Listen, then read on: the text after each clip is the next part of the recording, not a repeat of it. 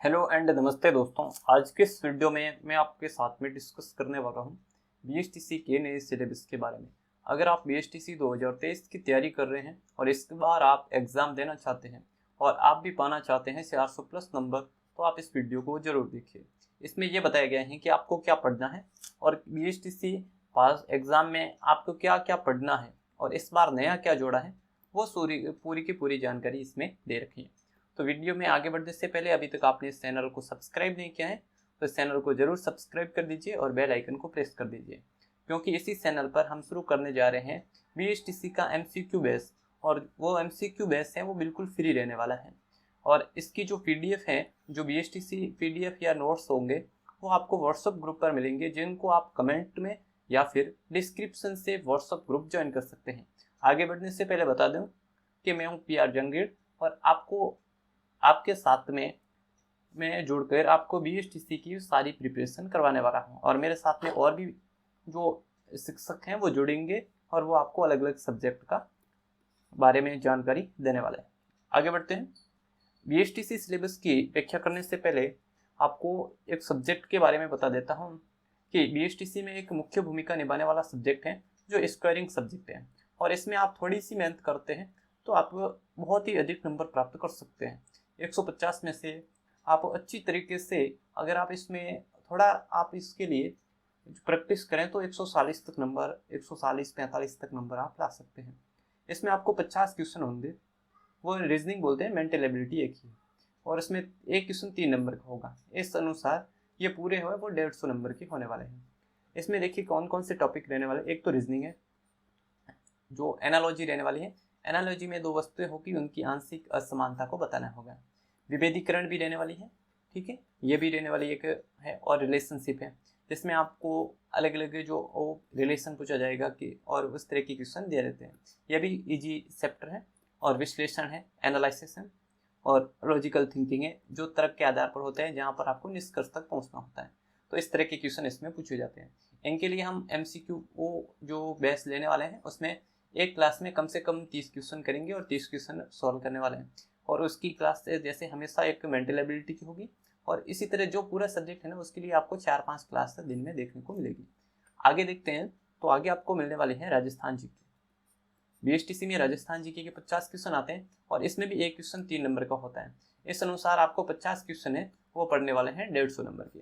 तो बीएसटीसी में राजस्थान जीके का रोल है वो है 150 नंबर का। मेंटल एबिलिटी और राजस्थान जीके बराबर रहने वाला है। राजस्थान जीके में कौन कौन से टॉपिक आते हैं, तो एक तो आता है ऐतिहासिक पक्ष। ऐतिहासिक पक्ष में इतिहास के क्वेश्चन आते हैं और इतिहास पूरा आता है, जिसमें आधुनिक इतिहास में प्रजामंडल भी शामिल है। जैसे 1857 की क्रांति हम पढ़ रहे हैं तो 1857 की क्रांति भी इसमें शामिल है और इसमें राजवंश भी शामिल है। तो पूरी की पूरी जानकारी इसमें हमें पढ़नी होती है। आगे देखें तो राजनीतिक पक्ष। राजनीतिक पक्ष में राजस्थान की राज व्यवस्था आती है। इस राजनीतिक पक्ष में हमें जैसे राज्यपाल है, इसके बारे में पढ़ना है। राज्यपाल के बाद में हम विधेयक के बारे में पढ़ सकते हैं। तो ये पूरी की पूरी जो संविधान से जुड़े क्वेश्चन हैं वो इस जो टॉपिक से पूछे जाते हैं। कला और संस्कृति में राजस्थान के आभूषण हो गए, राजस्थान के नृत्य हो गए, राजस्थान के लोक देवता, ये पूछे जाते हैं।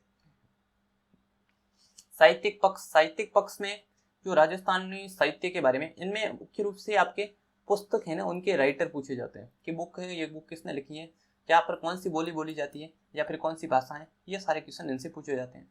आर्थिक सर्वेक्षण है, जो आर्थिक इकोनॉमिक सर्वे बोलते हैं हम उसे, उन्हीं से क्वेश्चन, कुछ क्वेश्चन पुट ऑफ होते हैं, ज़्यादा इसमें नहीं होते हैं, 1 या 2 क्वेश्चन से पूछे जाएंगे।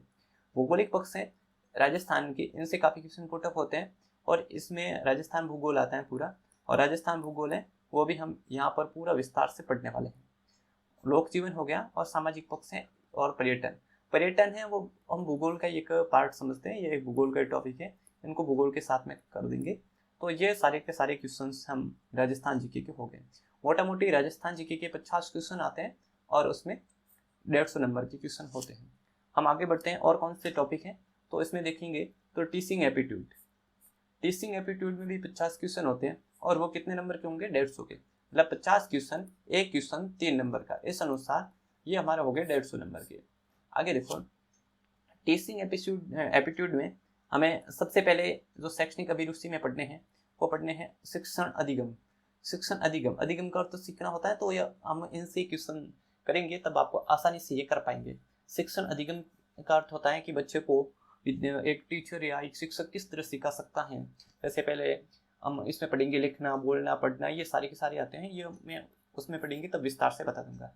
नेतृत्व के गुण, आप क्लास में किस तरह नेतृत्व कर सकते हैं, ये आता है स्कूल मैनेजमेंट। जो हम क्लास में मैनेजमेंट किस प्रकार कर पाते हैं, जो बच्चे किस प्रकार हमें एक सभी बच्चों को एक साथ में क्लास में पढ़ने में रुचि किस तरह पैदा कर सकते हैं, ये सारी जानकारी होती है। सृजनात्मकता, क्रिएटिविटी होती है, ये होती है। सतत और व्यापक मूल्यांकन है, इसमें भी हमें पढ़ना है कि बच्चे का सर्वांगीण विकास किस तरह हो, ये जानकारी पढ़ते हैं। संप्रेषण कौशल हो गई और व्यावसायिक अभिव्यक्ति हो गई। सामाजिक संवेदना, ये संवेदनशीलता, ये भी इसी का ही टॉपिक है। तो इसके भी हम MCQ बेस लेने वाले हैं, तो आप इसे जरूर ज्वाइन कीजिए MCQ बेस को। और इनको ज्वाइन करने के लिए मैंने बता दिया कि आपको व्हाट्सअप का ग्रुप का लिंक दे रखा है डिस्क्रिप्शन और कमेंट बॉक्स में, उसे जरूर ज्वाइन कर दीजिए ताकि आपको नोट्स मिल पाए। और नोट्स से आप अगर क्लास नहीं ले पाए तो नोट्स से पूरा का पूरा रिवाइज कर सकते हैं। इसे जरूर ज्वाइन कीजिए क्योंकि और भी बच्चे पहले से जुड़ चुके हैं। आगे हम देखें तो इंग्लिश से उनके 20 क्वेश्चन आने वाले हैं। एक क्वेश्चन 3 नंबर का होगा। इस अनुसार इनके भी कितने नंबर के होंगे, 60 नंबर के होंगे। और ये इंग्लिश सबके लिए आएगी। कॉम्प्रहेंसिव होंगे, जो एरर आएगा वो इंग्लिश में नरेशन हो गया, प्रीपोजिशन हो गया, आर्टिकल्स हो गया, और जो सेंटेंस हो गया, टेंस हो गया, और सिनोनिम्स एंटोनिम्स हैं, स्पेलिंग एरर है, ये सारे के सारे इसमें से पूछे जाते हैं। तो इनकी भी हम क्लासें लगाने वाले हैं। MCQ क्लासें होगी इसकी भी। थ्योरी हम अभी फिलहाल इसकी शुरू नहीं करने वाले हैं। थ्योरी के लिए आपको जल्दी एक सूचना दे दी जाएगी, उसमें ही बताया जाएगा कि थ्योरी हम पेड रख रहे हैं या फ्री रख रहे हैं, ये सारी की सारी जानकारी दे दी जाएगी। आगे दे रहे हैं संस्कृत। संस्कृत से कौन कौन से क्वेश्चन आते हैं। संस्कृत केवल उन बच्चों के लिए जो BSTC तो करना चाहते हैं, परंतु BSTC जो है वो करना चाहते हैं वो संस्कृत से करने वाले बच्चों के लिए ही है ये, बाकी इस बच्चों को नहीं पढ़नी है, ठीक है ना। संस्कृत से कर रहे हैं उनके 30 हैं, और बाकी जो सामान्य BSTC कर रहे हैं, अगर वो ये सब्जेक्ट लेना चाहिए, लैंग्वेज संस्कृत लेना चाहिए तो ये ले सकते हैं, परंतु अधिकतर बच्चे हिंदी लेते हैं और हिंदी में 30 क्वेश्चन भी हिंदी में भी आते हैं, वो भी 90 नंबर के, वो हम आगे बताने वाले हैं। संस्कृत में स्वर व्यंजन होंगे, उच्चारण स्थान आप पूछा जाएगा कौन सा स्थान है, जो अलग अलग जगह से जो स्थान उच्चारण का स्थान कौन कौन सा है, जैसे हम वो कोई मृदुल होता है, कोई तालव्य होता है, ये अलग अलग शब्द होते हैं। शब्द रूप आएंगे जिसमें अकारांत हो गया, इकारांत हो गया, नपुंसक स्त्रीलिंग पुल्लिंग, धातु रूप भी आएंगे, विभक्ति आने वाली है, और इसमें उपसर्ग भी आएंगे, प्रत्यय भी आएंगे। संधि है, संधि में भी स्वर संधि है, व्यंजन और विसर्ग, तीनों संधि है। समास है, और समास में मुख्य रूप से तत्पुरुष और क्रमधारय समास की बताया गया है। लिंग और वचन से भी क्वेश्चन पूछे जाएंगे, विभक्तियां भी इसमें पूछी जाएगी। विभक्तियां हैं, इसी के साथ में हम कारक का भी ज्ञान होना चाहिए। ये सारा का सारा संस्कृत का सिलेबस रहने वाला है। जो संस्कृत से BSTC कर रहे हैं ना, वो हमें कमेंट करके जरूर बताइए, उसके बाद में डिसाइड किया जाएगा कि संस्कृत के जो MCQ बेस हैं वो शुरू किया जाए या फिर नहीं किया जाए, क्योंकि फिलहाल हमने संस्कृत का लेकर कोई भी टारगेट नहीं बनाया है। संस्कृत की हम नहीं कर रहे हैं, हम अभी कर रहे हैं, वो कर रहे हैं हिंदी को लेकर, ठीक है। आगे बढ़ते हैं तो हिंदी के भी आपके 30 क्वेश्चन होंगे। एक क्वेश्चन 3 नंबर का होगा। इस अनुसार 30 क्वेश्चन हमारे हो गए 90 नंबर के। 90 नंबर के होने वाला है। इसमें शब्द ज्ञान होना चाहिए, पर्यायवाची शब्द हो गया, विलोम शब्द है, युग्म शब्द हो गए, वाक्य विचार होंगे, और इसी में शुद्धिकरण मतलब शब्द शुद्धि भी आने वाली है, मुहावरे और कहावतें भी इसी में पूछी जाने वाली है। संधि भी आएगी, संधि में तीनों संधि है, स्वर व्यंजन और विसर्ग संधि, इसमें तीनों आने वाली है। समास भी है, उपसर्ग और प्रत्यय भी इनसे पूछे जाएंगे। इसके लिए हम MCQ बेस में एक क्लास रखेंगे, हमेशा एक टॉपिक करने वाली, ठीक है। और अगर उसमें नहीं हो पाया तो एक ही टॉपिक के लिए हम 2 या 3 क्लास ले लेंगे, और उस 2 या 3 क्लास में हम पूरी तरह से उनका MCQ बेस के द्वारा उनका पूरा सिलेबस कवर करेंगे, ताकि हमारा कोई भी डाउट ना रहे। आगे वाक्यांशों के लिए एक शब्द, जिसे हम इंग्लिश में बोलते हैं ना 1 वर्ड, वही है इसी के लिए। तो ये वाक्यांशों के लिए एक शब्द है, इनके लिए 2-3 क्लास रखेंगे और बाकी नोट्स दे देंगे, तो ये हो जाएगा सारा।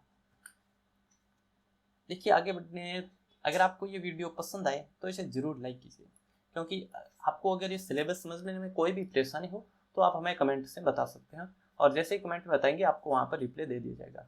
अगर वीडियो पसंद आए तो इसे जरूर लाइक कीजिए, और अपने मित्रों के साथ में ये शेयर जरूर कीजिए जो BSTC 2023 को टारगेट मान के तैयारी कर रहे हैं उनके साथ में, क्योंकि अगर आप BSTC में नंबर पाना चाहते हैं तो आपको मेहनत करनी होगी, आसानी से अभी BSTC नहीं निकल सकती है, इसलिए आप इसे जरूर आगे से आगे शेयर कीजिए, और आगे सब्सक्राइब कीजिए इस चैनल को, क्योंकि यहाँ पर BSTC की जानकारी पूरी की पूरी मिलने वाली है।